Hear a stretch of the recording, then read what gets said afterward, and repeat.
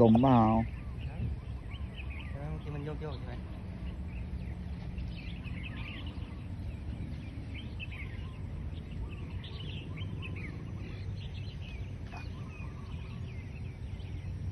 พุ่งสวยด้วยนะแต่ใครจะกล้ากินกันแหละ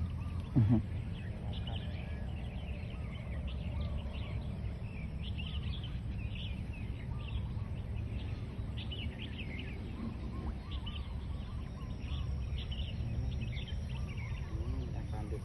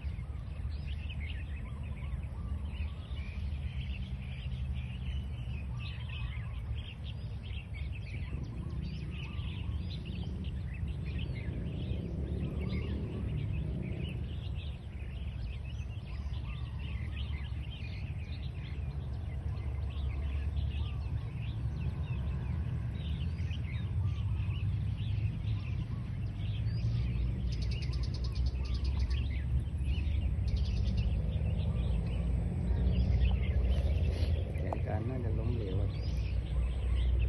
มันมีปลามันไม่กินมีแน่นอนมันต้องตกแบบต้องเปลี่ยนเหยื่อใส่เดือนต้องตกแบบสมัยก่อนทุ่นลอยอ่ะทุ่นรองเท้าใช่ต้องให้มันเลยให้เหยื่อมันลอยอยู่น้ำ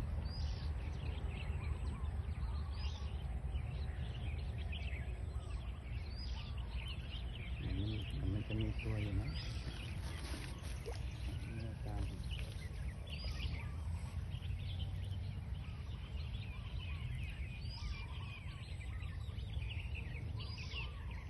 มาแล้วต้นมาแล้ว